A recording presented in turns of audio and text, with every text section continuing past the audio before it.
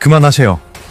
우리 엄마를 돈으로 모욕하지 마세요. 상견례장은 순식간에 아수라장이 되었습니다. 평생 큰 소리 한 번 안 내던 순한 내 아들이 예비 장인 어른의 뺨을 올려붙인 겁니다. 바로 저 계모인 저를 지키기 위해서였습니다. 피 한 방울 섞이지 않은 우리 모자가 어떻게 진짜 가족이 되었는지, 그리고 왜 아들이 그토록 분노할 수밖에 없었는지, 제 가슴 시린 이야기를 지금 시작합니다. 사연 시작 전에 구독과 좋아요 부탁드립니다. 항상 응원해주시는 모든 분들께 깊은 감사드립니다. 사실 저는 엄마가 될 자격이 없는 여자라고 생각했습니다. 첫 번째 결혼 생활 7년 동안 저는 4번이나 아이를 잃었습니다. 습관성 유산. 뱃속의 아이가 6주를 넘기지 못하고 피덩어리로 쏟아져 나올 때마다 내 영혼도 함께 깎여나갔습니다. 대 끊어 먹을 년. 시어머니의 그 모진 말보다 더 아팠던 건 빈 기저귀를 개며 울던 내 초라한 모습이었습니다. 결국 쫓겨나듯 이혼 도장을 찍고 나왔을 때 저는 다짐했습니다. 다시는 누군가의 엄마가 되는 꿈 따위 꾸지 않겠다고요. 그런데 자원 씨를 만나고 재민이를 만난 겁니다.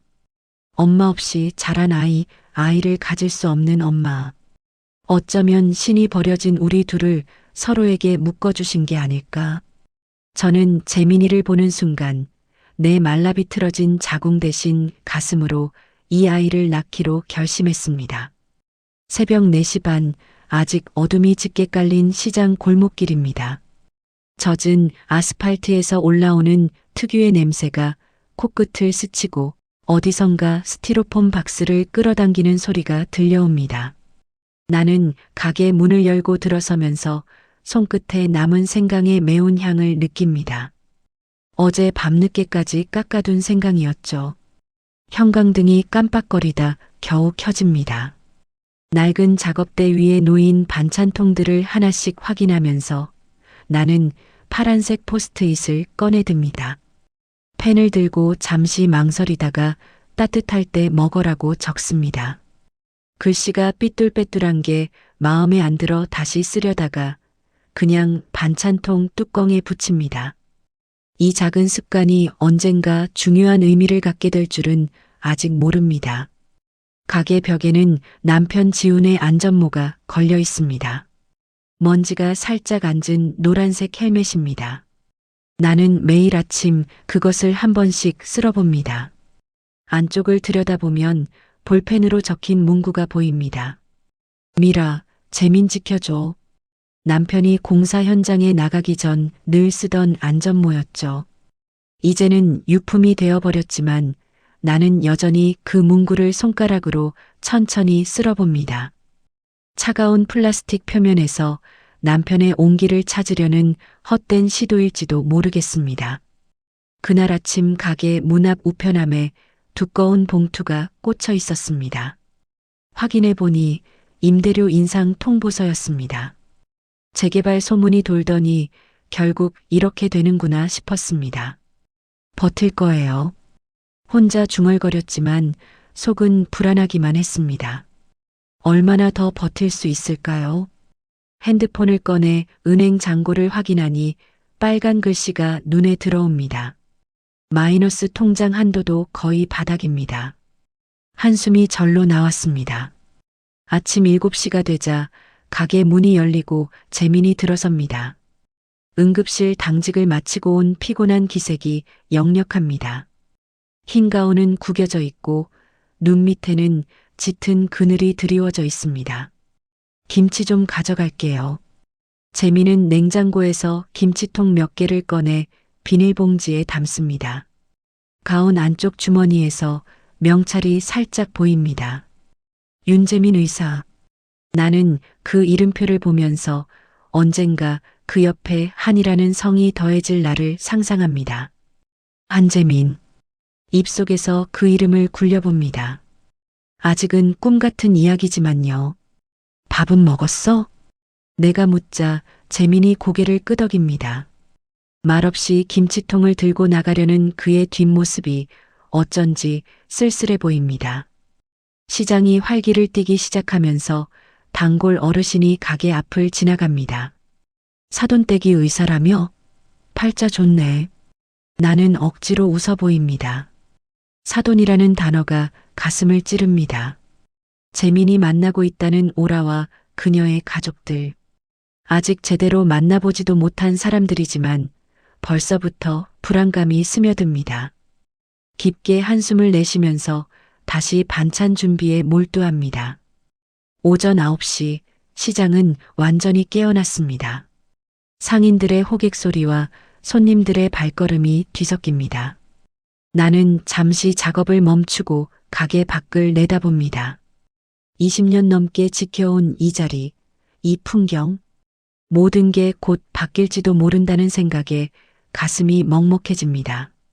문득 결심이 섭니다. 나는 작업대로 돌아와 낡은 공책을 꺼냅니다. 첫 페이지를 펼치고 펜을 듭니다.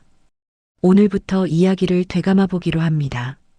내가 어떻게 이 집을, 이 아이를 지켜왔는지 그 시작부터 차근차근 기록해두고 싶습니다. 언젠가 재민이 읽게 될지도 모를 이야기. 아니, 내가 스스로를 증명하기 위한 기록일지도 모르겠습니다. 펜을 움켜쥔 손에 힘이 들어갑니다. 첫 문장을 적기 시작합니다. 나는 계모입니다. 단순하지만 무거운 한 문장. 그 뒤에 이어질 수많은 이야기들이 가슴속에서 꿈틀거립니다. 일요일 오후 교회 성가대 연습이 끝났습니다. 나는 악보를 정리하면서 천천히 일어섭니다. 성가대원들이 하나둘씩 예배당을 빠져나가는 가운데 장로님이 마당 벤치에 앉아 계신 게 보입니다. 햇살이 따스하게 내리쬐는 오후였죠. 미라 집사님, 잠깐 앉아봐요. 장로님의 목소리는 늘 그렇듯 온화했습니다. 나는 그 옆에 조심스럽게 앉습니다. 장로님은 먼 하늘을 바라보시다가 천천히 입을 여십니다. 가족은 피가 아니라 시간을 같이 보낸 사람들이지. 그 말씀이 제 귓속을 맴돕니다. 장로님은 굳이 더 설명하지 않으셨지만 제 상황을 다 아시는 듯한 눈빛이었습니다. 나는 손에 쥔 악보를 꽉 움켜쥡니다. 종이가 구겨지는 소리가 작게 들립니다. 교회를 나와 시장으로 향하는 길, 단골 이모님들이 모여 있는 게 보입니다. 내가 지나가자 한 분이 손짓으로 부릅니다. 미라야, 잠깐 와봐. 가까이 가니 이모님들의 표정이 심상치 않습니다. 뭔가 하고 싶은 말이 있는 듯한 분위기였죠. 남의 자식은 마음으로 낳는 거래. 배 아파서 낳은 것보다 더 힘들지. 갑작스러운 말에 나는 멈칫합니다. 이모님의 주름진 손이 내 팔을 토닥입니다. 따뜻한 온기가 전해지지만 속으로는 반문이 올라옵니다. 마음으로 낳는 게 정말 가능할까요? 나는 억지로 미소를 지으며 고개를 끄덕입니다. 저녁이 되어 집으로 돌아왔습니다. 거실 탁자에는 지훈이 고치던 중고 시계가 여전히 펼쳐져 있습니다. 부품들이 지도처럼 늘어선 모습이 마치 우리 가족의 관계도 같았습니다. 복잡하고 섬세하게 얽혀 있지만 하나라도 빠지면 작동하지 않는 그날 밤의 기억이 떠오릅니다. 재혼을 결심하던 2003년 여름밤이었죠. 지훈은 조심스럽게 시계 부품을 만지면서 말했습니다. 시간만이 우리 편이야. 그때는 그 말이 위로처럼 들렸습니다. 시간이 지나면 모든 게 나아질 거라는 희망 같았죠. 하지만 지금 생각해보니 그 말은 예언이었을지도 모릅니다. 시간이 우리의 유일한 무기라는 2003년 여름 처음 재민을 만났던 날도 선명합니다. 중학교 3학년이었던 아이는 식탁에 앉아 있었습니다. 내가 정성껏 차린 저녁상이었죠. 된장찌개에서 김이 모락모락 올라오고 있었습니다. 재민은 숟가락을 들었다가 다시 내려놓았습니다. 그리고는 아무 말 없이 일어나 방문을 쾅 닫고 들어갔습니다. 그 소리가 아직도 귓가에 맴돕니다. 거절의 소리였죠. 나는 혼자 남은 식탁에서 차가워진 밥을 먹었습니다. 밥알 하나하나가 목구멍에 걸리는 것 같았어요. 시간이 우리 편이라면 얼마나 더 견뎌야 할까요? 그때는 막막하기만 했습니다. 다친 아이의 마음을 어떻게 열어야 할지 도무지 방법이 떠오르지 않았으니까요. 다음 날 아침 시장에서 물을 고르는데 저도 모르게 깊은 한숨이 나왔나 봅니다. 단골 할머니가 제 어두운 표정을 쓱 보시더니 손에 물을 덥석 쥐어주며 말씀하셨습니다. 할머니의 손은 거칠고 투박했지만 따뜻했습니다. 정 붙이는 건 손이야. 손으로 만든 음식, 손으로 쓴 편지, 손으로 주는 온기. 그게 다야. 나는 손에 쥔 물을 내려다봅니다. 흙이 묻은 무의 표면이 울퉁불퉁합니다. 마치 우리 관계처럼 매끄럽지 않지만 단단한. 그날 저녁 나는 처음으로 재민의 방문 앞에 반찬통을 놓았습니다. 노크도 하지 않고 조용히 놓고 왔죠. 포스트잇에는 아무것도 쓰지 않았습니다. 아직은 할 말이 없었으니까요. 밤이 깊어가는데 잠은 오지 않고 속이 답답해서 부엌으로 나와 찬물을 한 잔 들이켰습니다. 싱크대 앞에 서서 창밖을 보니 골목길 가로등만 희미하게 깨어 있네요. 저 불빛처럼 희망도 아직은 희미한 걸까요? 문득 지훈이 남긴 수첩을 꺼내봅니다. 거기엔 그의 글씨로 빼곡히 적혀 있었습니다. 공사 현장 일정, 자재 목록, 그리고 가끔씩 나와 재민에 대한 짧은 메모들. 그중 한 줄이 눈에 들어옵니다. 미라와 재민이 서로 손잡는 날을 꿈꾼다. 손잡기. 그 단순한 행위가 이렇게 간절한 소망이 될 줄은 몰랐습니다. 나는 수첩을 가슴에 안고 눈을 감습니다. 시간과 손. 이 두 단어가 우리 가족의 열쇠가 될 거라는 예감이 듭니다. 아직은 확신할 수 없지만 그래도 믿어보기로 합니다. 시간은 우리 편이고 손은 마음을 전하는 도구니까요. 2003년 봄 지훈을 처음 만난 건 시장 골목의 작은 백반집에서였습니다. 그는 매일 같은 시간에 와서 같은 메뉴를 주문했습니다. 김치찌개와 공기밥. 말수는 적었지만 식사 후엔 꼭 잘 먹었습니다라고 인사를 했죠. 어느 날 비가 쏟아지던 저녁, 나는 우산 없이 백반집 처마 밑에서 비를 피하고 있었습니다. 지훈이 다가와서는 말없이 자신의 우산을 제 손에 쥐어줬습니다. 그리고는 빗속으로 뛰어들어 가버렸죠. 다음 날 우산을 돌려주러 갔을 때 그가 처음으로 미소를 보였습니다. 빗물에 젖은 신발 때문에 고생하셨겠네요. 그는 새 신발 한 켤레를 내밀었습니다. 제 발 사이즈를 어떻게 알았는지 신기할 정도로 딱 맞았습니다. 그가 무릎을 꿇고 신발끈을 묶어주던 순간 나는 울컥했습니다. 누군가 나를 위해 무릎을 꿇은 게 얼마만인지 기억도 나지 않았으니까요. 지훈은 과묵했지만 따뜻한 사람이었습니다. 내 일을 우리 일이라고 자연스럽게 말하는 사람이었죠. 작은 반찬 가게를 시작할 때도 그는 퇴근 후마다 와서 페인트 칠을 도왔습니다. 작업복에 묻은 페인트 자국을 보며 웃던 그의 얼굴이 떠오릅니다. 재민은 당시 16살이었습니다. 지훈의 아들이지만 친모는 재민이 8살 때 세상을 떠났다고 들었습니다. 처음 만난 날 재민의 방을 살짝 들여다봤습니다. 책상 위엔 과학 잡지들이 쌓여 있었고 오래된 만년필이 놓여 있었습니다. 서랍엔 작은 자물쇠가 달려 있었죠. 비밀을 지키고 싶은 사춘기 소년의 마음이 느껴졌습니다. 아줌마, 저녁 안 드세요? 재민은 나를 스쳐 지나가며 그렇게 물었습니다. 아줌마. 그 호칭이 모처럼 박혔지만 나는 미소를 지었습니다. 적어도 내 존재를 인정하는 말이었으니까요. 그때부터 나는 반찬통 쪽지 문화를 시작했습니다. 처음엔 간단한 메모였죠. 시험 잘 봐. 등교길 빙판 조심. 오늘은 내가 좋아하는 불고기야. 내 목소리는 종이에 숨어 들어갔습니다. 직접 말하기엔 너무 어색했던 마음들이 글씨가 되어 전해졌습니다. 생활은 녹록지 않았습니다. 가게 임대료는 매년 올랐고 야시장 허가증 갱신은 갈수록 까다로워졌습니다. 낡은 냉장고는 밤마다 이상한 모터 소리를 냈죠. 가끔은 언제 멈출지 모르는 시한폭탄 같았습니다. 시장 통장님은 소문이 빠른 분이었습니다. 누가 이사를 오고 누가 가게를 접었는지 다 알고 계셨죠. 성가대 지휘자는 규율을 중시하는 분이라 연습 시간에 1분이라도 늦으면 눈총을 받았습니다. 동네 파출소 순경은 가끔 가게에 들러 김치를 사가곤 했는데 나중에 알고 보니 시장 CCTV 관리도 담당하고 있었습니다. 이런 사람들이 우리 동네의 풍경이었습니다.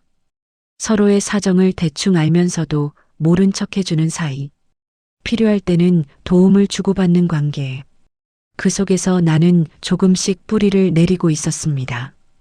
2005년 어느 날 재민이 고열로 쓰러졌습니다. 병원에 데려갔더니 심한 독감이었죠. 사흘 동안 간호하면서 처음으로 재민의 잠든 얼굴을 오래 들여다봤습니다. 이마에 땀을 닦아주면서 생각했습니다. 이 아이를 정말 내 아이로 만들 수 있을까? 시간이 답을 줄까요? 열이 내린 후 재민이 말했습니다. 죽 맛있었어요. 단 4글자였지만 그 말에 담긴 의미는 컸습니다. 감사의 표현이자 인정의 신호였으니까요. 나는 빈 죽그릇을 들고 부엌으로 가면서 몰래 눈물을 훔쳤습니다. 작은 진전이지만 분명한 한 걸음이었습니다. 재민이 고등학교 2학년이던 봄날 오후 담임 선생님의 전화를 받았습니다. 목소리가 심상치 않았습니다. 어머님, 지금 바로 학교로 오실 수 있으신가요? 나는 앞치마도 벗지 못한 채 학교로 달려갔습니다. 교무실 문을 열자 보이는 광경에 숨이 멎는 듯 했습니다. 재민이 고개를 숙인 채 의자에 앉아 있고 그 옆엔 코피를 흘리는 아이와 그 어머니가 서 있었습니다. 어머니의 목소리가 교무실을 가득 채웠습니다. 이게 뭡니까? 우리 아이 코뼈가 부러질 뻔했어요. 담임 선생님이 상황을 설명했습니다. 재민이 친구를 밀쳐서 넘어뜨렸다는 겁니다. 이유를 물으니 재민은 입을 꾹 다물고 있었습니다. 피해 학생 어머니가 다시 목소리를 높였습니다. 반찬 가게 하는 계모 때문에 애가 삐뚤어진 거 아니에요? 그 순간 재민의 주먹이 떨리는 게 보였습니다. 아, 그래서였구나. 반찬 가게 엄마, 계모. 그 단어들이 아이를 자극했던 거였습니다. 나는 천천히 숨을 고르고 입을 열었습니다.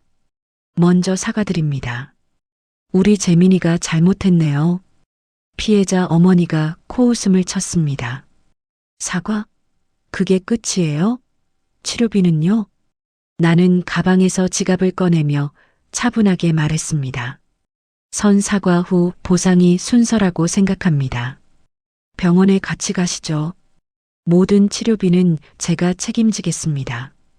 교무실이 순간 조용해졌습니다. 상대 어머니도 예상치 못한 반응이었는지 잠시 멈칫했습니다. 나는 재민을 돌아봤습니다. 아이의 눈에 눈물이 고여 있었습니다. 재민아, 내가 먼저 사과해야지. 재민이 천천히 일어나 고개를 숙였습니다. 미안해. 작은 목소리였지만 진심이 담겨 있었습니다. 상대 아이도 어색하게 고개를 끄덕였습니다. 교무실을 나서면서 재민이 갑자기 자포자기한 표정으로 말했습니다. 어차피 퇴학당할 거예요.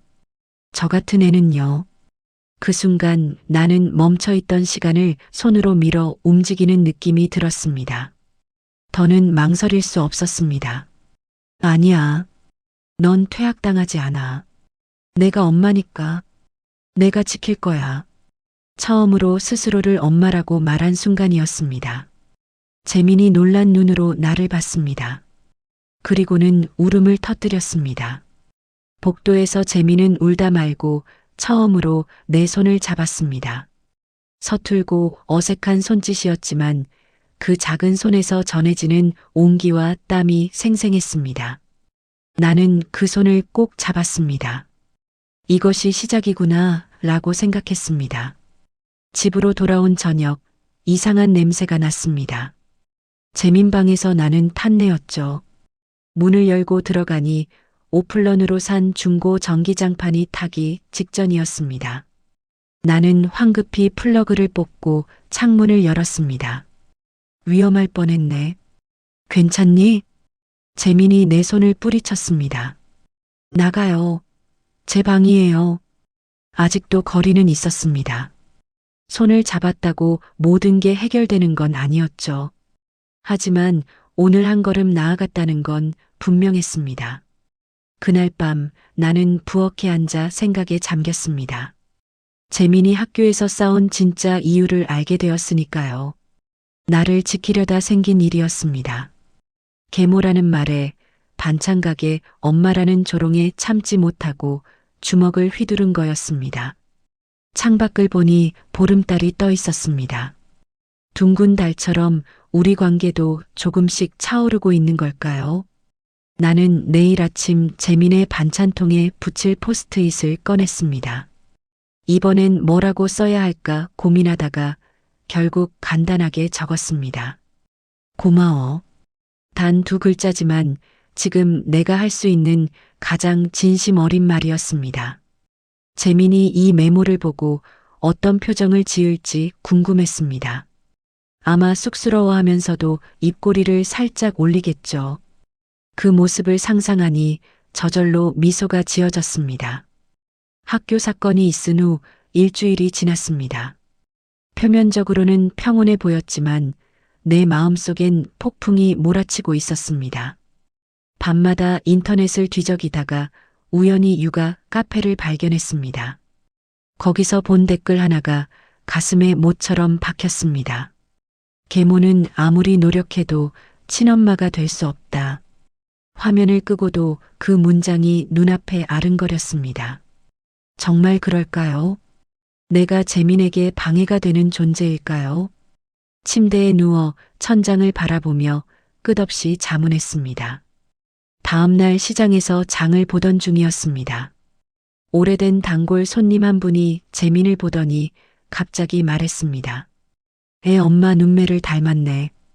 그분 참 미인이셨는데. 순간 재민의 표정이 얼어붙는 게 보였습니다. 나도 모르게 손에 들고 있던 무가 떨어졌습니다. 바닥에 떨어진 물을 줍는 동안 재민은 이미 가게를 나가버렸습니다. 침묵. 내가 절대 넘을 수 없는 벽이 거기 있었습니다. 그날 밤 나는 반찬 레시피 노트를 펼쳤습니다. 김치 담그는 법을 적다가 문득 옆 여백에 글을 쓰기 시작했습니다. 김치 절임 시간 6시간. 재민 믿음 절임 6년. 우스꽝스러운 비유였지만 그게 내 솔직한 마음이었습니다. 시간이 필요했습니다. 김치가 발효되듯 우리 관계도 천천히 익어가길 바랐습니다.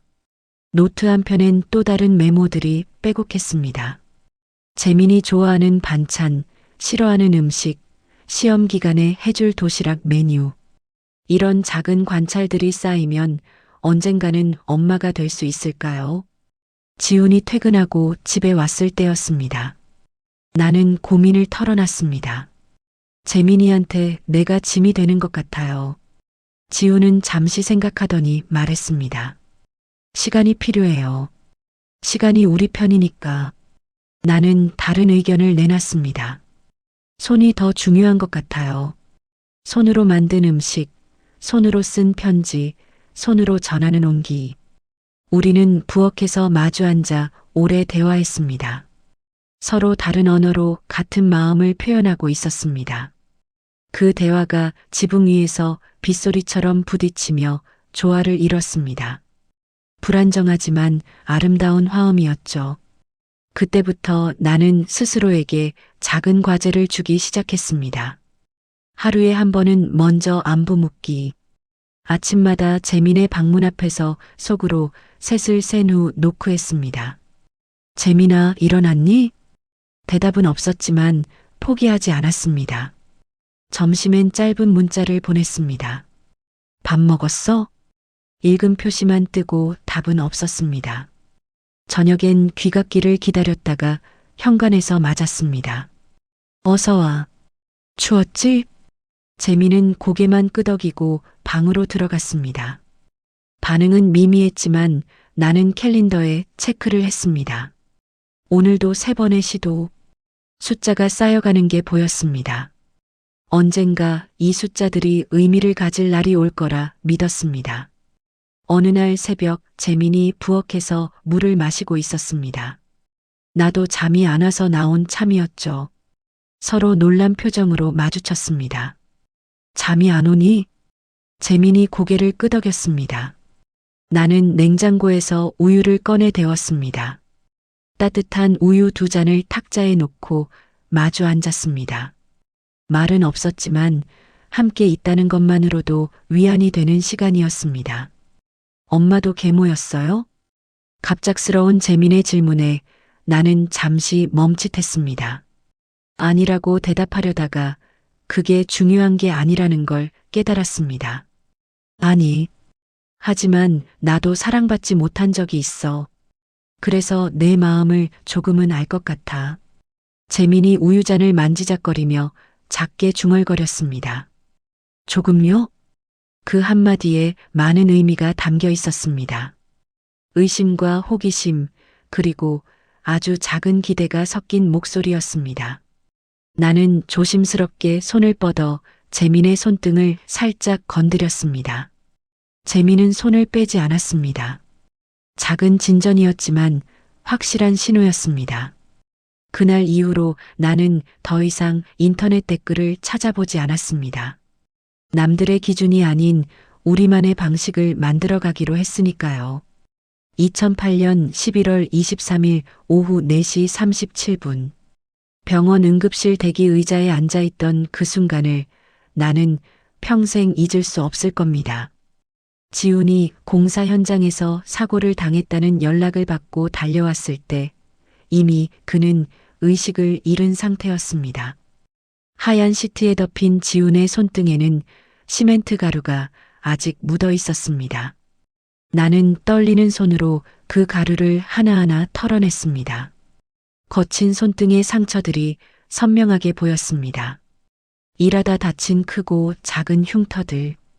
그 하나하나가 우리 가족을 위한 헌신의 흔적이었죠. 지훈이 간신히 의식을 되찾았습니다.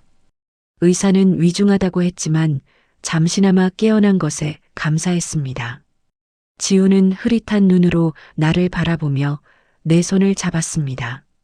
숨소리가 거칠었고 말하기도 힘들어 보였지만 그는 애써 입을 열었습니다. 미라야, 재민, 지켜줘. 말이 끝나기도 전에 심전도 모니터가 일직선을 그렸습니다. 삐아는 기계음이 병실을 가득 채웠습니다. 의사들이 급하게 뛰어들어왔지만 이미 늦었습니다. 나는 그 자리에서 무너져 내렸습니다. 지훈의 손은 여전히 따뜻했지만 더는 내 손을 잡아주지 않았습니다. 수술실 불빛이 꺼지고 의사가 나와서 고개를 저었습니다. 내 안에 무언가도 함께 꺼지는 느낌이었습니다. 재민이 병원에 도착했을 때는 이미 모든 게 끝난 후였습니다. 20살이 된 재민은 아버지의 차가운 손을 잡고 소리 없이 울었습니다. 장례식장에서 사흘을 보냈습니다. 조문객들이 오가는 동안 나는 기계적으로 인사를 받았습니다. 재민은 상주 자리에 꼿꼿이 앉아 있었지만 밥 한 숟가락도 뜨지 못했습니다. 나는 재민에게 억지로라도 죽을 먹였습니다. 지훈이 부탁한 일이 바로 이런 거였을 테니까요. 장례가 끝난 새벽 집에 돌아와 거실 탁자에 앉았습니다. 가게 장부를 펴고 계산기를 두드렸습니다. 지훈의 수입이 끊긴 지금 과연 가게만으로 생활이 가능할까? 병원비와 장례비로 빠져나간 돈을 생각하니 막막했습니다. 종이 한 장을 꺼내 두 단어를 적었습니다. 시간과 손. 지훈이 믿었던 시간, 내가 믿는 손. 그 아래 내 이름을 쓰고 잠시 망설이다 그 옆에 엄마라는 글자를 더했습니다. 한미라 엄마. 이제 나는 정말로 재민의 유일한 보호자가 된 거였습니다. 다음 날부터 생활은 전쟁이었습니다. 새벽 3시에 일어나 반찬을 만들고 낮에는 가게를 운영하고 저녁엔 야간 납품 계약을 따내기 위해 발품을 팔았습니다. 신용카드는 한도가 막혔고 통장 잔고는 바닥을 보였습니다. 고무장갑을 벗으면 손가락 관절이 퉁퉁 부어 있었고 주름은 더 깊어졌습니다. 재민도 변했습니다. 대학교 2학년이었던 그는 과외를 3개나 늘렸고 주말엔 편의점 알바까지 시작했습니다. 내가 말리면 그는 오히려 화를 냈습니다. 저도 이 집 식구예요. 가만히 있을 수 없어요. 그 말에 나는 더 이상 반대하지 못했습니다. 재민은 이제 집안의 기둥처럼 든든하게 서 있었습니다. 아버지를 잃은 슬픔을 일로 달래는 것 같았습니다. 어느 날 밤 재민이 늦게 들어왔습니다. 손에는 봉투가 들려 있었습니다. 이번 달 과외비예요. 나는 봉투를 받지 않고 재민을 꼭 안았습니다. 그만해도 돼. 내가 다치면 아빠가 얼마나 속상해하겠니. 재민이 내 품에서 작게 대답했습니다. 아빠가 부탁했잖아요. 엄마 지켜달라고. 그 순간 깨달았습니다. 지훈의 마지막 부탁은 나에게만 한 게 아니었구나. 재민에게도 무언의 유언을 남긴 거였습니다. 우리는 서로를 지켜야 하는 사람들이 된 거였습니다. 그날 밤 나는 지훈의 안전모를 꺼내봤습니다. 미라, 재민 지켜줘. 그 문구가 이제는 다르게 읽혔습니다. 미라야 재민을, 재민아 미라를 지켜줘. 우리는 이제 정말로 가족이 되어가고 있었습니다. 드디어 의대 합격 발표 날이었습니다. 재민이 컴퓨터 앞에서 떨리는 손으로 수험 번호를 입력하는 모습을 뒤에서 지켜봤습니다. 합격이라는 글자가 화면에 뜨자 나는 소리를 질렀습니다. 재민은 멍하니 화면을 바라보다가 천천히 고개를 돌려 나를 봤습니다. 그 눈에 눈물이 고여 있었습니다. 다음 날 새벽 나는 몰래 시장 입구에 플래카드를 걸었습니다. 축 합격, 한미라 반찬 아들, 윤재민 의대 입학. 아침에 가게를 열러 나간 재민이 그것을 보고는 얼굴이 빨개졌습니다. 엄마, 이거 뭐예요? 창피하게. 나는 시치미를 뚝 떼고 물었습니다. 내가 언제 그랬어? 재민은 한숨을 쉬며 플래카드를 내리려 했지만 시장 상인들이 모여들어 축하 인사를 건네기 시작했습니다. 재민은 어쩔 수 없이 인사를 받았습니다. 그날 밤 재민의 핸드폰을 우연히 봤는데 친구들에게 보낸 사진이 있었습니다. 내가 싸준 도시락 사진이었고 그 아래엔 우리 엄마가 싸준 거라는 설명이 달려 있었습니다. 가슴이 뭉클했습니다. 의대 6년, 인턴 1년, 레지던트 4년. 긴 시간이었습니다. 재민은 점점 바빠졌고 집에 오는 날도 줄어들었습니다. 하지만 중요한 날엔 꼭 연락을 했습니다. 2016년 2월 전문의 시험 합격 소식을 들었을 때였습니다. 재민이 전화로 말했습니다. 엄마 합격했어요. 엄마. 그 호칭이 자연스럽게 나온 지도 벌써 몇 년이 흘렀습니다. 처음은 언제였을까요? 아, 맞습니다. 2013년 내 생일이었죠. 재민이 약국 봉투를 들고 왔었습니다. 엄마, 영양제 드세요.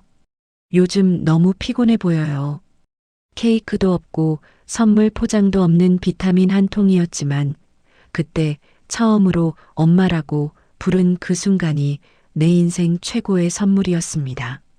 나는 그 영양제 포장지를 접어서 레시피 노트 사이에 끼워뒀습니다. 지금도 가끔 꺼내봅니다. 정신과 전문의가 된 재민은 대학병원 폐쇄병동에서 일하기 시작했습니다. 힘든 일이었죠. 환자들의 절규와 눈물을 매일 마주해야 했으니까요. 밤이 깊어서야 퇴근한 재민이 식탁에 앉아 말했습니다. 이 일 가치 있는 것 같아요. 사람의 마음을 치료한다는 게. 나는 그날 특별히 소고기를 사서 미역국을 끓였습니다. 재민이 가치를 찾았다는 게 너무 기뻤으니까요. 하루는 퇴근한 재민이가 뭐가 그리 신이 났는지 기분 좋은 얼굴로 쇼핑백 하나를 들고 들어섰습니다.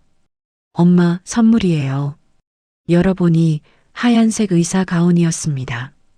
재민이는 어리둥절해하는 제 어깨에 그 가운을 걸쳐 주었습니다. 내 이름 박힌 첫 가운이에요. 이거 사실 엄마가 입어야 돼요. 그게 무슨 소리니? 재민이는 제 거친 손을 잡고 가운 주머니에 넣어주며 말했습니다. 내가 포기하고 싶을 때마다 엄마가 식당 설거지하며 퉁퉁 부은 이 손. 그거 보고 버텼거든요. 그러니까 이 의사 면허증 절반은 엄마 거예요. 거울 속에 비친 아들의 의사 가운을 걸친 반찬 가게 아줌마. 어색했지만 제 인생에서 가장 비싼 옷을 입은 날이었습니다. 어느 가을 재민이 처음으로 여자친구 이야기를 꺼냈습니다. 병원 의료 다큐멘터리를 찍으러 온 방송 작가를 만났다고 했습니다. 이름은 오라. 재민의 목소리에서 설렘이 느껴졌습니다. 그 후로 종종 오라 이야기가 나왔습니다. 똑똑하고 밝은 사람이라고, 자기 일에 열정적이라고 말하는 재민의 표정이 행복해 보였습니다. 교제 6개월쯤 됐을 때 재민이 오라를 처음 집에 데려왔습니다. 발랄한 목소리와 밝은 미소를 가진 아가씨였습니다. 다큐멘터리 촬영 경험담을 신나게 풀어놓는 모습이 인상적이었습니다. 어머님, 손이 참 예뻐요. 오라가 내 손을 보며 말했습니다. 칭찬인 듯 했지만 왜인지 계산된 느낌이 들었습니다. 카메라 앵글로 사람을 보듯 나를 훑어보는 그 시선이 불편했습니다. 설거지를 도와주겠다며 부엌에 들어온 오라가 있었습니다. 잠시 후 거실로 나가더니 휴대폰으로 뭔가를 찍고 있었습니다. 재민이 거실 탁자에 놓고 간 병원 가방과 신분증이었죠. 순간적인 행동이었지만 왜 그런 것들을 찍는지 의아했습니다. 나는 모른 척했지만 마음속에 경계심이 생겼습니다. 그 후로도 오라는 종종 집에 왔지만 나는 그녀를 완전히 신뢰할 수 없었습니다. 뭔가 숨기는 것 같은 느낌이 들었죠. 그해 겨울, 크리스마스 성가대 연습이 있던 날이었습니다. 예배당에서 노래를 부르는데 낯선 남자 하나가 나를 유심히 바라보는 게 느껴졌습니다. 오라와의 첫 만남 이후 느꼈던 불안감이 더 커지는 순간이었습니다. 나중에 알고 보니 오라 가족 측에서 보낸 사람이었을 거라 짐작됩니다. 재민과 오라의 관계가 깊어지는 동안 우리의 일상도 계속됐습니다. 그 무렵 임대료 인상 통보를 받았습니다. 재개발 소문 때문에 건물주가 압박을 가하기 시작한 거였습니다. 나는 시장 상인회와 함께 대응 방안을 논의했지만 쉽지 않았습니다. 결국 가게를 골목 안쪽으로 옮기기로 했습니다. 이사 준비를 하면서 낡은 냉장고와 작별 인사를 했습니다. 10년 넘게 함께한 동료 같은 존재였으니까요. 봄바람이 불던 무렵 재민이 오라와의 결혼을 진지하게 고려하기 시작했습니다. 2년째 만나오던 터라 자연스러운 수순이었죠. 나는 재민의 행복을 위해 기꺼이 축복하려 마음먹었습니다. 하지만 예물 이야기가 나오면서부터 분위기가 이상해지기 시작했습니다. 오라와 함께 예물을 보러 간 날이었습니다. 종로의 한 보석상에서 만나기로 했는데 오라의 어머니도 함께 나타났습니다. 처음 뵙는 자리였죠. 오라 어머니는 나를 위아래로 훑어보더니 인사를 건넸습니다. 반찬 가게 하신다고 들었어요. 힘드시겠네요. 목소리에 연민이 묻어 있었지만 왜인지 깔보는 느낌이 들었습니다. 나는 미소를 지으며 대답했습니다. 일하는 보람이 있습니다. 보석을 고르는 동안 오라 어머니가 불쑥 말했습니다. 요즘은 식탁 없는 집이 없는데 아직도 방바닥에서 드신다면서요? 우리 오라가 불편하겠어요. 순간 가슴이 철렁했지만 나는 침착하게 대답했습니다. 방바닥상에는 더 많은 사람이 둘러앉을 수 있습니다. 정이 더 가깝게 느껴지죠. 오라가 어색하게 웃으며 화제를 돌렸습니다. 하지만 그날의 불편함은 시작에 불과했습니다. 그해 여름 시장 축제가 열렸습니다. 재민과 오라도 구경 왔죠. 나는 부침개 부스에서 일하고 있었습니다. 기름 냄새가 온몸에 배어 있었고 앞치마는 얼룩투성이었습니다.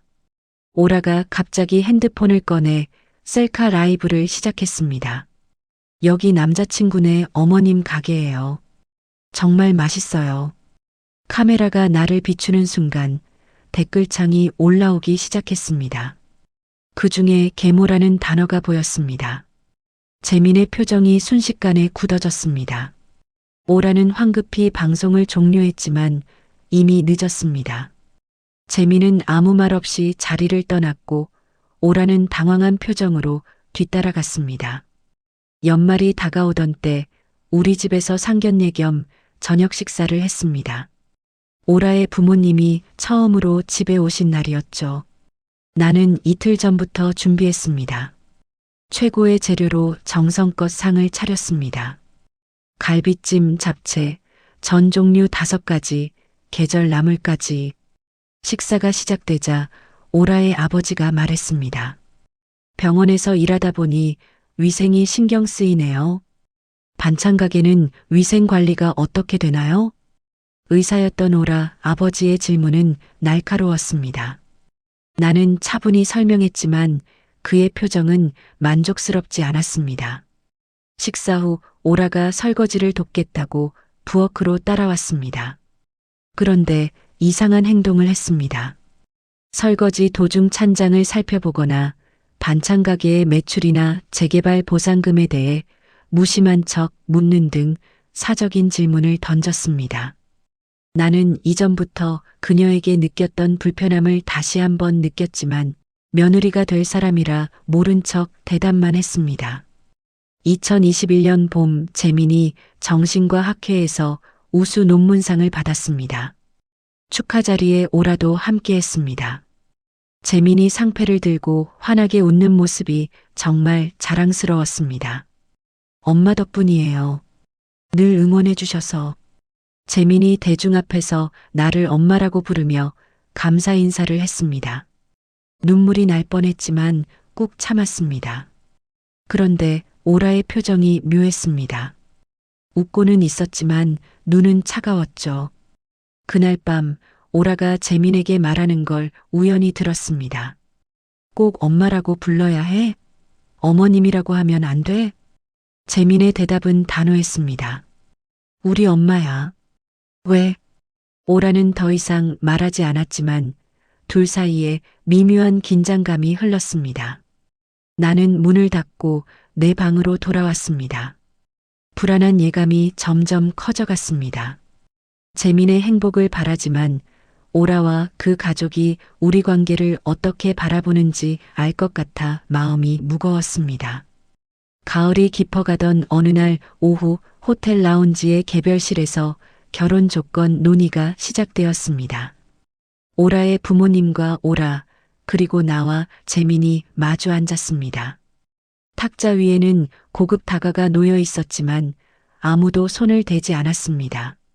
공기가 무거웠습니다. 오라의 아버지가 서류 봉투를 꺼내며 말을 시작했습니다. 우리 집안의 조건을 말씀드리겠습니다. 그가 내민 종이에는 조건들이 빼곡히 적혀 있었습니다. 예물은 5억, 신혼집은 강남 50평형, 그리고 마지막 줄에 적힌 문구를 보는 순간 나는 숨이 막혔습니다. 대릴 사위로 들어와 주시고 법정 및 정서적으로 계모와 관계를 정리하실 것. 내 앞에 놓인 전통 다가가 모래처럼 씹혔습니다. 입안이 바싹 말랐지만 차를 마실 수도 없었습니다. 손이 떨릴까봐 그냥 무릎 위에 가만히 놓고 있었죠. 재민이 먼저 입을 열었습니다. 그건 불가능합니다. 우리 엄마와 관계를 정리한다는 게 무슨 말씀이신지.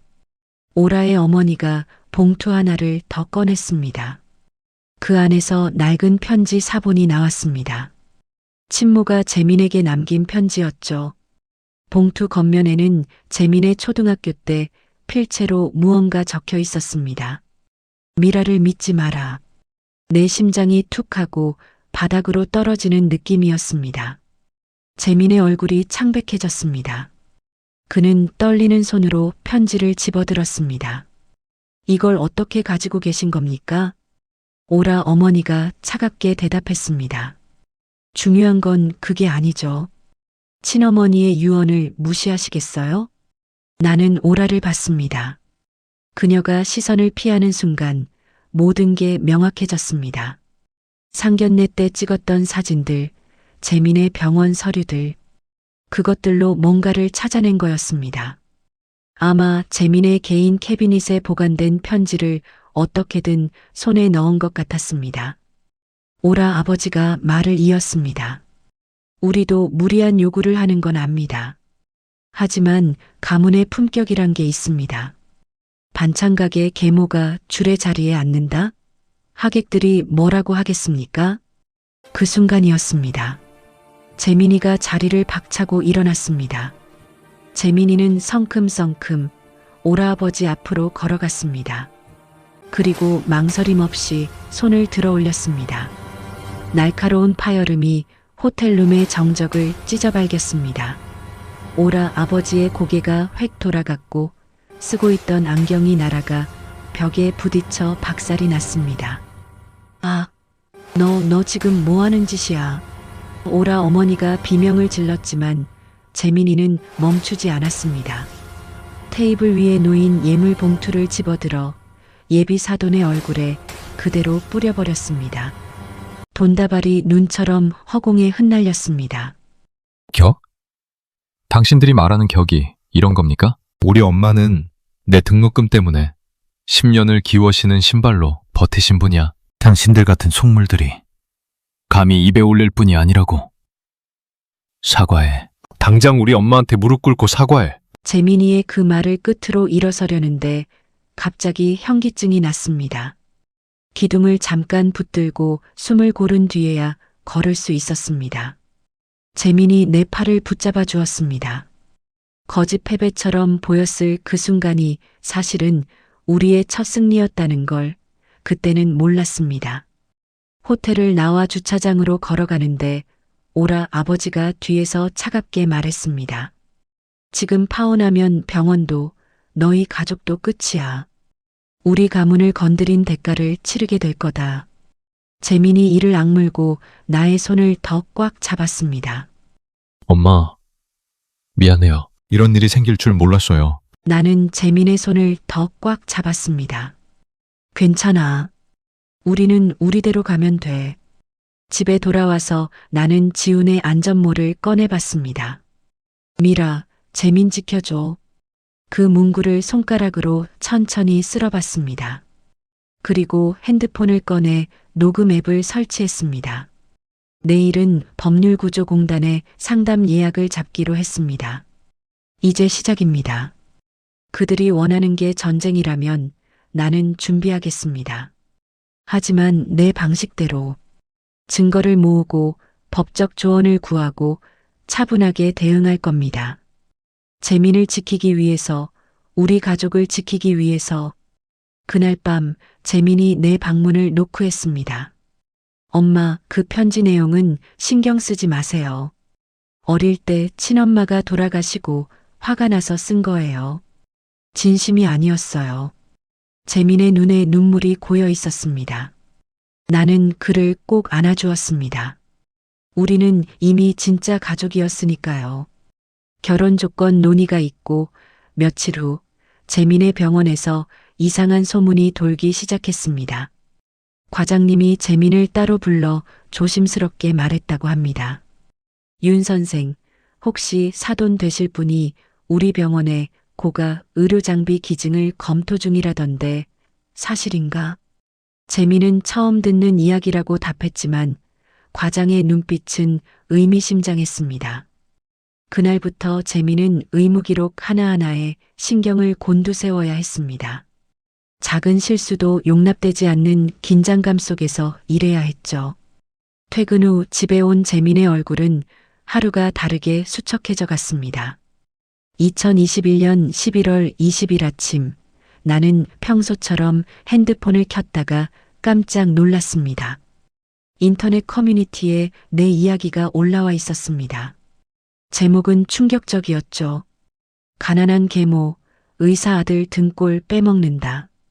내용을 읽어보니 교묘하게 사실과 거짓이 섞여 있었습니다. 우리 가게 위치, 재민의 병원 이름은 정확했지만 나머지는 왜곡투성이었습니다. 댓글창에는 온갖 비난이 쏟아지고 있었습니다. 나는 핸드폰 화면을 껐다가 다시 켰다가를 반복했습니다. 손이 떨렸지만 재민에게는 말할 수 없었습니다. 그 아이가 얼마나 상처받을지 뻔히 보였으니까요.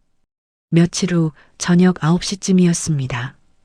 가게를 정리하고 집으로 걸어가는데 검은 승용차 한 대가 천천히 내 뒤를 따라왔습니다. 처음엔 우연이려니 했지만 골목을 2번 돌아도 계속 따라오는 걸 보고 확신했습니다. 심장이 빠르게 뛰기 시작했습니다.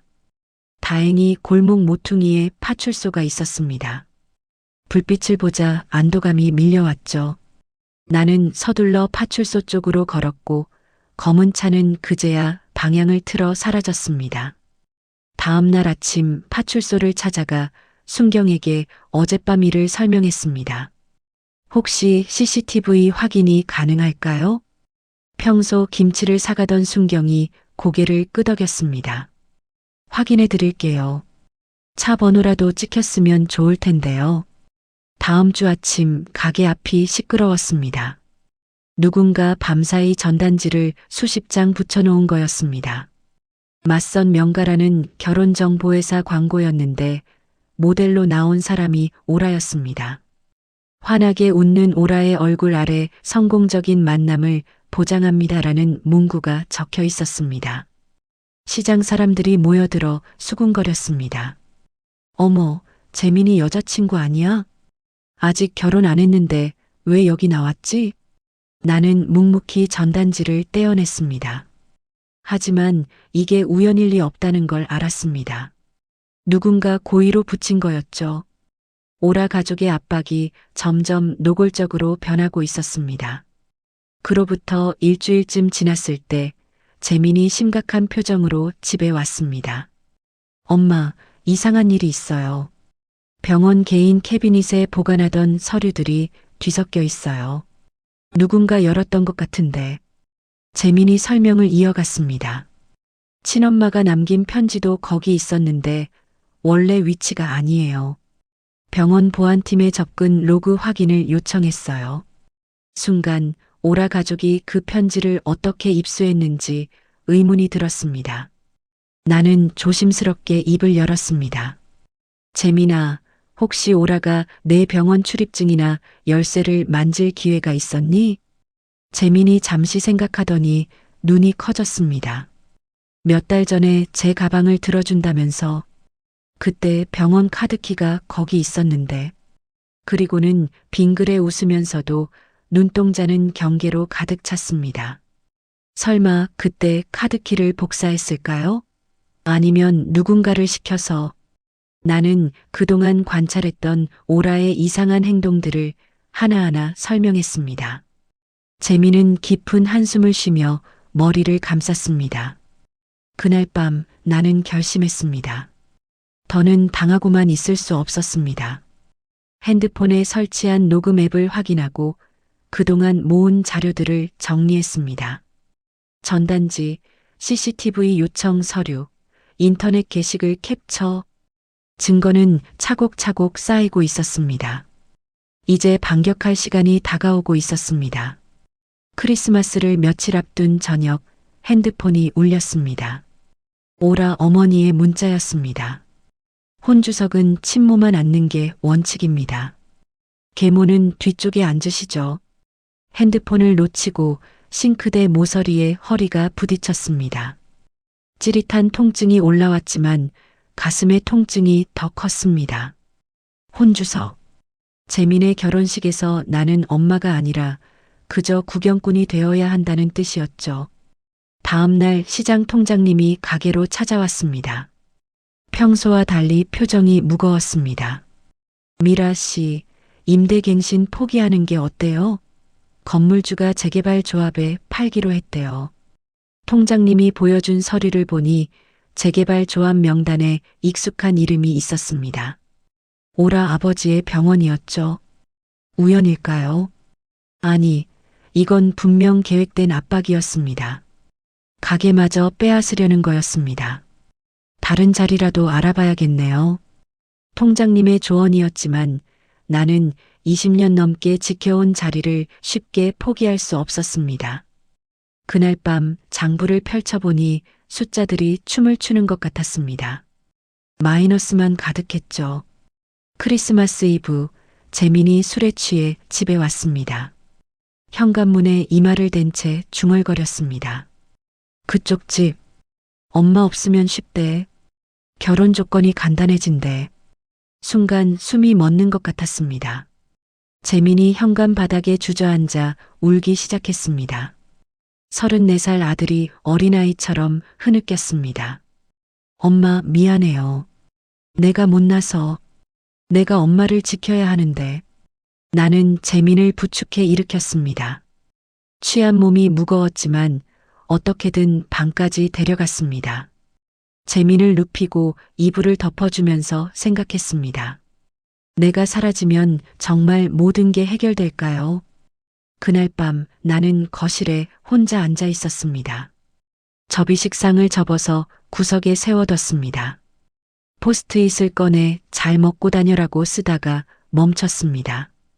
펜을 내려놓고 종이를 구겨버렸습니다. 아직은 아닙니다. 아직 포기할 때가 아니에요. 이틀 후 비가 내리는 저녁이었습니다. 현관에 놓아둔 지훈의 안전모가 바람에 굴러떨어졌습니다. 빗물에 젖은 안전모를 들어 올리는데 갑자기 무릎에 힘이 풀렸습니다. 그대로 현관 바닥에 주저앉았습니다. 미안해 여보. 허공에 대고 중얼거렸습니다. 지훈의 마지막 부탁을 지키지 못할 것 같아서 죄스러웠습니다. 재민을 지켜달라고 했는데 오히려 내가 짐이 되고 있었으니까요. 핸드폰이 울렸습니다. 재민의 문자였습니다. 엄마, 오라가 결혼 연기하자고 해요. 다시 생각해 보겠대요. 결혼 연기. 그게 무슨 의미인지 알 것 같았습니다. 나를 정리할 시간을 더 달라는 거겠죠. 문자를 읽고 또 읽었습니다. 글자들이 흐릿해졌습니다. 눈물 때문이었습니다. 12월 27일 새벽 잠이 오지 않아 부엌에 앉아 있었습니다.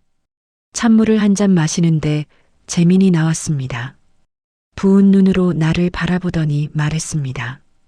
엄마, 나 오라랑 헤어질까 봐요. 심장이 쿵 내려앉았습니다. 재민의 행복을 망치는 건 결국 나였습니다. 안 돼. 그러지 마. 내가 알아서 할게. 재민이 고개를 저었습니다. 엄마 때문이 아니에요.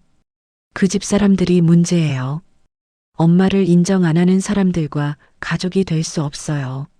말은 그렇게 했지만 재민의 눈에는 혼란이 가득했습니다. 사랑하는 사람과 엄마 사이에서 갈팡질팡하는 모습이 역력했죠. 그날 나는 안전모를 다시 꺼내봤습니다.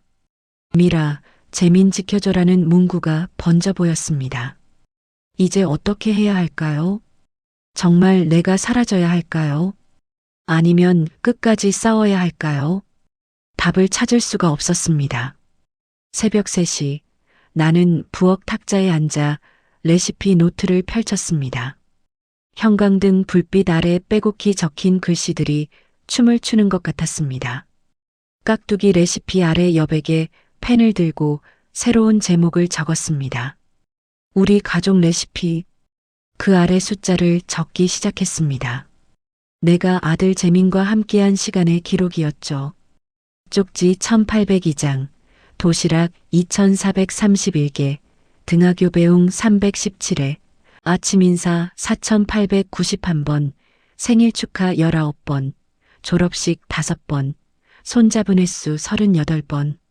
숫자 하나하나가 증언처럼 쌓여갔습니다.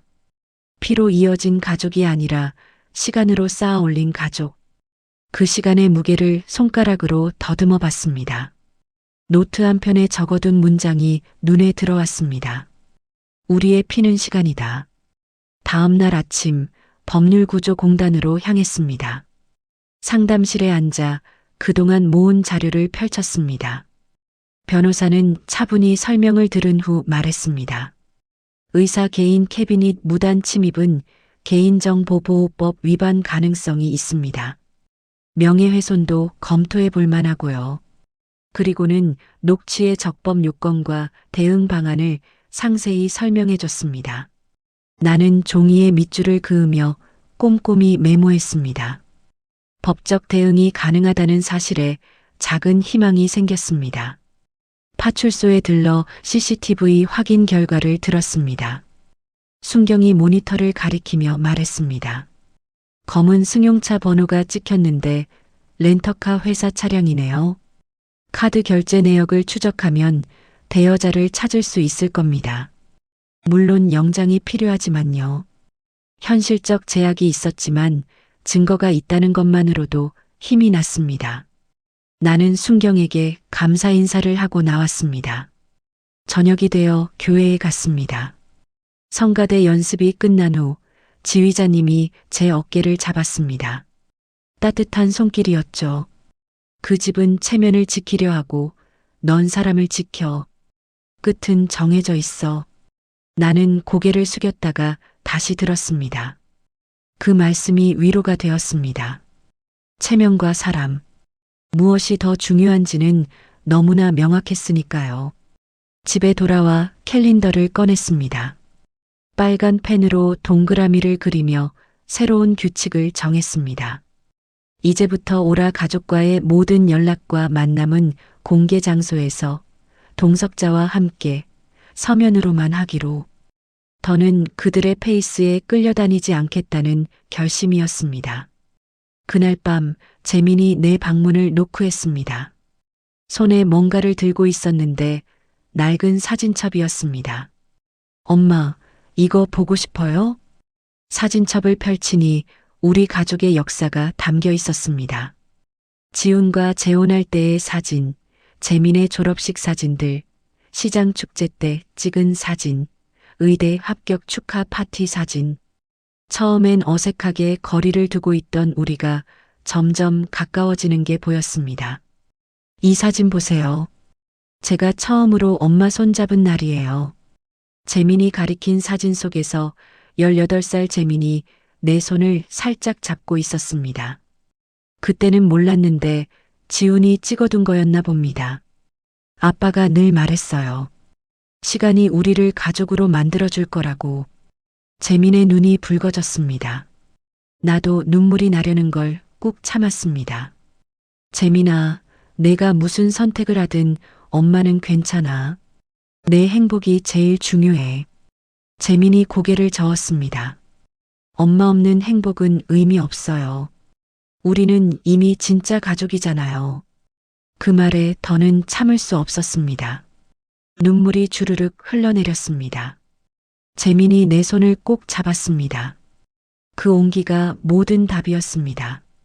새벽이 되자 나는 다시 일어나 지훈의 안전모를 꺼냈습니다. 미라, 재민 지켜줘.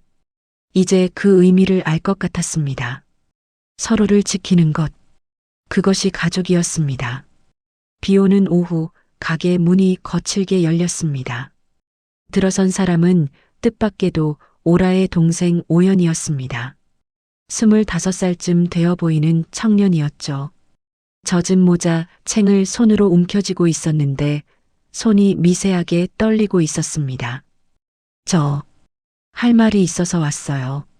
오연의 목소리는 갈라져 있었습니다. 나는 그를 가게 안쪽 의자로 안내했습니다. 따뜻한 차를 한 잔 내밀자 그는 주머니에서 작은 USB를 꺼냈습니다. 검은색 USB가 탁자 위에 놓이는 순간 가게 안의 공기가 바뀌는 것 같았습니다. 이게 뭐니? 내가 조심스럽게 물었습니다. 오연은 깊게 숨을 들이마신 뒤 말을 이었습니다. 더는 그 집 아들이고 싶지 않아요. 이걸 보시면 알게 될 거예요. 나는 USB를 들고 뒷방으로 갔습니다. 낡은 노트북에 USB를 꽂자 여러 개의 폴더가 나타났습니다. 첫 번째 폴더를 열자 사진 파일들이 쏟아져 나왔습니다. 우리 가게 주변, 집 앞 골목, 심지어 내가 장 보러 가는 마트까지 모든 사진에는 날짜와 시간이 찍혀 있었습니다. 두 번째 폴더에는 엑셀 파일이 있었습니다. 제목은 재민 당직 일정이었죠.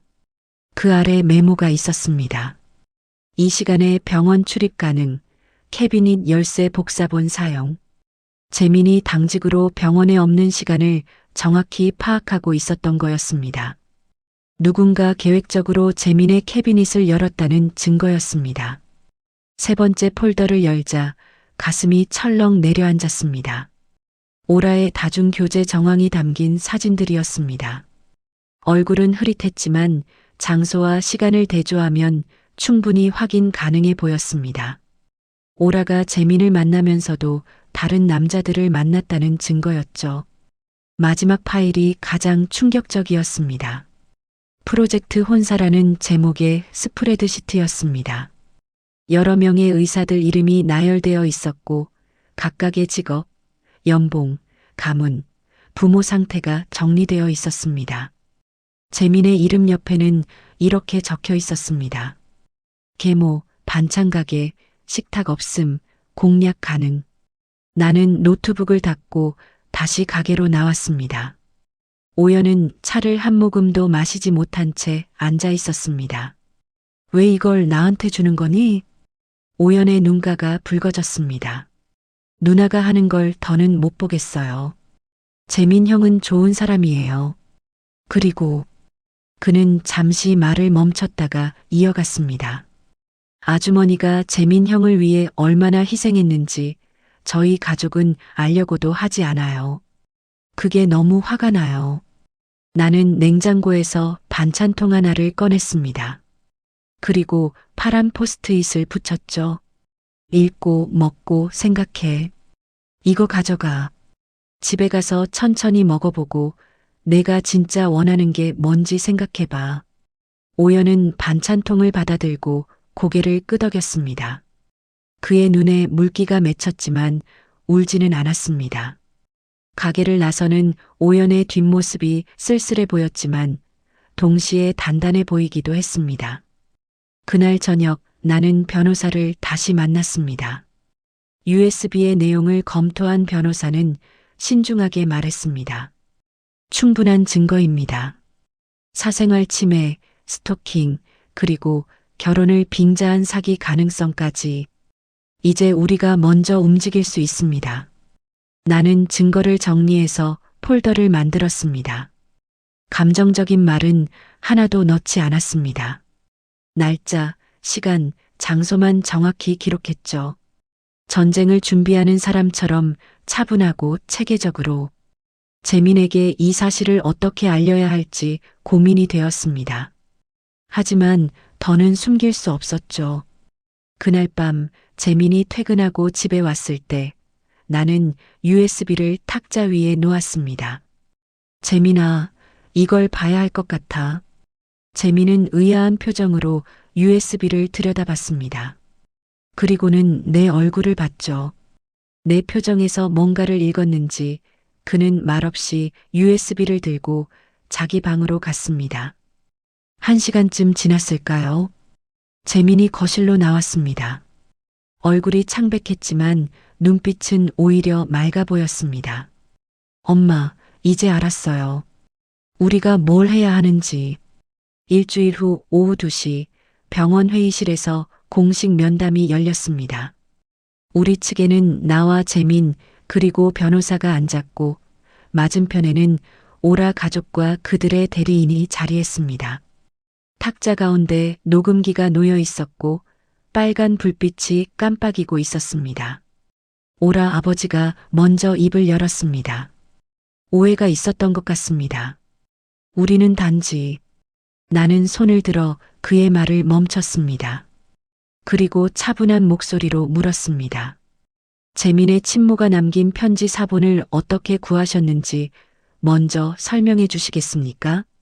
오라 어머니가 대답하려 했지만 우리 변호사가 서류를 꺼내 탁자 위에 펼쳤습니다. 병원 캐비닛 출입 로그와 CCTV 스틸컷이었습니다. 사진 속에는 오라와 닮은 사람이 재민의 캐비닛 앞에 서 있었습니다. 개인정보보호법 위반과 무단침입 혐의로 고소장을 준비했습니다. 변호사의 말에 오라의 얼굴이 창백해졌습니다. 그녀는 떨리는 목소리로 변명을 시작했습니다. 그건 재민 씨가 열쇠를 맡겼어요. 서류를 가져다 달라고. 재민이 고개를 저었습니다. 거짓말입니다. 저는 누구에게도 캐비닛 열쇠를 준 적이 없습니다. 그때 오연이 일어섰습니다. 모두가 놀란 표정으로 그를 쳐다봤죠. 오연은 핸드폰을 꺼내 화면을 보여줬습니다. 누나가 열쇠 복사하는 거 제가 찍었어요. 날짜도 찍혀 있습니다. 오라 아버지가 벌떡 일어나며 소리쳤습니다. 너 지금 뭐 하는 거야? 오연은 담담하게 대답했습니다. 진실을 말하는 겁니다. 프로젝트 혼사 파일도 제가 제공했어요. 우리 가족이 결혼을 사업처럼 만든 증거입니다. 회의실이 순간 조용해졌습니다. 오라 가족 측 변호사가 서류를 뒤적이며 뭔가를 찾는 것 같았지만 이미 게임은 끝난 것 같았습니다. 재민이 일어서며 차분하지만 단호한 목소리로 말했습니다. 결혼은 파기합니다. 오라 씨와는 더 이상 만나지 않겠습니다. 그리고는 나를 돌아보며 말을 이었습니다. 우리 집의 정의는 피가 아니라 시간입니다.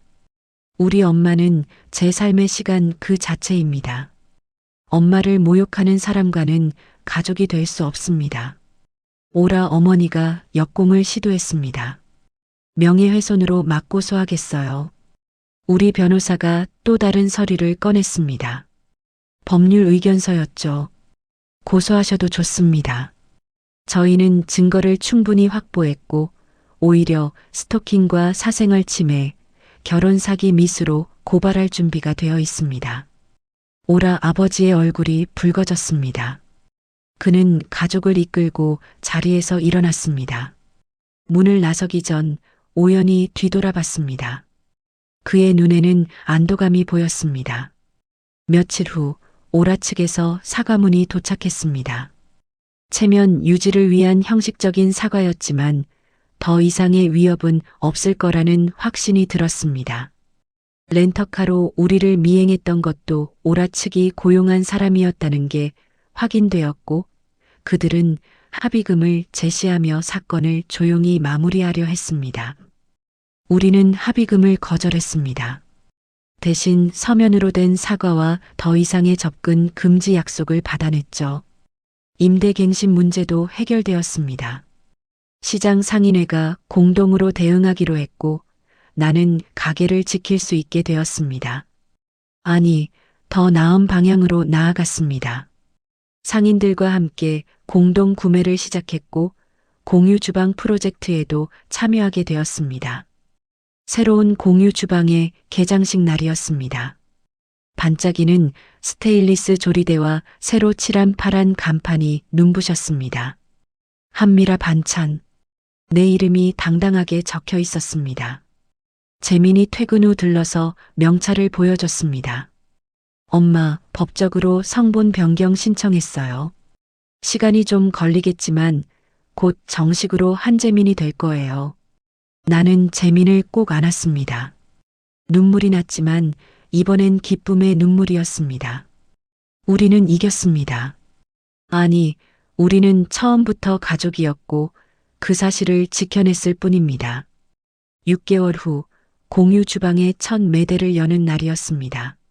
새벽 공기가 차가웠지만 마음은 뜨거웠습니다. 스테인리스 조리대가 형광등 아래서 반짝거렸고 새로 칠한 파란 간판이 아침 햇살을 받아 빛났습니다. 한미라 반찬이라는 글자가 선명했습니다. 나는 앞치마를 매면서 거울에 비친 내 모습을 봤습니다. 62살의 나이지만 눈빛은 여전히 살아있었습니다. 주름진 손으로 조리대를 한번 쓸어봤습니다. 차가운 감촉이 새로운 시작을 알리는 것 같았죠. 첫 손님이 들어왔습니다. 시장에서 오래 알고 지낸 할머니였습니다. 미라야, 축하해. 고생 끝에 낙이 왔구나. 할머니의 따뜻한 말에 가슴이 뭉클했습니다. 반찬을 담으면서 생각했습니다. 그래, 고생 끝에 낙이 왔구나. 점심시간이 지나고 재민이 들렀습니다. 흰 가운을 입은 채였는데 병원에서 잠깐 시간을 낸 모양이었습니다. 그의 손에는 작은 액자가 들려 있었습니다. 엄마, 이거 여기 걸어요. 액자 안에는 명찰 사진이 있었습니다. HANJMIN 한재민. 법적 성본 변경이 완료되었다는 증거였죠. 나는 액자를 받아들고 한참을 들여다봤습니다. 한재민. 내 성을 이어받은 아들. 시간이 좀 걸렸지만 우리는 결국 여기까지 왔습니다. 시간이 좀 걸렸죠. 그래도 왔네요, 여기까지. 재민이 웃으며 말했습니다. 나는 액자를 가게 한쪽 벽에 걸었습니다. 지훈의 안전모 옆이었죠. 과거와 현재가 나란히 걸린 모습이 묘하게 아름다웠습니다. 저녁이 되자 상인들이 하나둘 모여들었습니다. 공유 주방 개장을 축하하는 작은 파티였죠. 누군가 막걸리를 가져왔고 누군가는 과일을 들고 왔습니다. 우리는 작업대 주변에 둘러앉아 잔을 들었습니다. 상을 차릴 공간이 없어서 다들 서서 먹고 마셨지만 아무도 불평하지 않았습니다. 오히려 더 가까이 모여 있는 게 좋았죠. 나는 파란 포스트잇을 꺼내 작업대 위에 붙였습니다. 우리 집 식탁은 내가 앉는 곳. 재민이 그 메모를 보고 눈시울을 붉혔습니다. 그리고는 자기도 포스트잇을 하나 꺼내 그 옆에 붙였습니다. 엄마가 있는 곳이 우리 집. 시장 사람들이 박수를 쳤습니다. 누군가는 휘파람을 불었고 누군가는 눈물을 훔쳤습니다. 이 순간 이 공간이 우리의 식탁이었고 우리의 집이었습니다. 파티가 끝나고 다들 돌아간 후 나는 혼자 가게에 남았습니다. 지훈의 안전모를 내려다봤습니다. 미라, 재민 지켜줘라는 문구를 손가락으로 쓸어봤습니다. 여보, 약속 지켰어. 작은 목소리로 중얼거렸습니다. 재민을 지켰고 재민도 나를 지켰습니다. 우리는 서로를 지키며 진짜 가족이 되었습니다. 가게에 불을 끄려는 순간 오연에게서 문자가 왔습니다. 아주머니, 저 대학원 합격했어요. 새 출발합니다. 그때 주신 반찬통 아직도 쓰고 있어요. 감사합니다. 나는 미소를 지으며 답장을 보냈습니다. 축하해요. 언제든 배고프면 들러요. 핸드폰을 주머니에 넣고 마지막으로 가게를 둘러봤습니다. 깨끗한 조리대, 정돈된 반찬통들, 벽에 걸린 액자와 안전모. 모든 게 제자리를 찾은 것 같았습니다. 문을 잠그고 나서며 하늘을 올려다봤습니다. 별이 반짝이고 있었습니다. 춥지만 맑은 겨울밤이었죠. 발걸음이 가벼웠습니다. 집으로 가는 길 골목 모퉁이에서 재민이 기다리고 있었습니다. 같이 가요, 엄마. 우리는 나란히 걸었습니다. 말은 필요 없었습니다. 그저 함께 걷는 것만으로도 충분했으니까요. 시간이 우리를 여기까지 데려왔고 앞으로도 계속 함께 걸어갈 겁니다. 피보다 진한 시간으로 맺어진 우리는 진짜 가족이니까요. 여기까지 함께 해주신 여러분께 깊은 감사의 말씀을 드립니다. 누군가에게는 그저 계모와 의부사들의 이야기일 수도 있지만 우리 모두의 마음 어딘가에는 시간으로 쌓아 올린 관계들이 있지 않을까요? 피로 이어지지 않았지만 마음으로 가족이 된 사람들, 손으로 쓴 편지 한 장에 담긴 진심, 작은 반찬통에 붙인 포스트잇 하나가 얼마나 큰 위로가 되는지 아시는 분들께 이 이야기가 작은 울림이 되었기를 바랍니다. 때로는 시간이 너무 더디게 흐르는 것 같아도 결국 우리를 지켜주는 건 함께 견뎌온 그 시간들이라는 것을, 서로의 손을 잡아준 그 온기라는 것을 기억해 주시면 좋겠습니다. 오늘도 누군가를 위해 반찬을 만들고 누군가를 위해 기다리고 누군가와 함께 걸어가는 모든 분들께 이 이야기를 바칩니다. 여러분의 시간이 곧 사랑입니다. 여러분의 손길이 곧 가족입니다. 혹시 오늘 영상이 마음에 남으셨다면 그 따뜻함이 다른 분들에게도 닿을 수 있도록 주변에 함께 나눠주세요. 여러분이 내딛는 그 따뜻한 한 걸음이 세상에 아직 전해지지 못한 또 다른 삶을 밖으로 이끌어내는 희망이 될 테니까요. 오늘도 끝까지 함께 해주셔서 진심으로 감사드립니다. 감사합니다. 정말 감사합니다.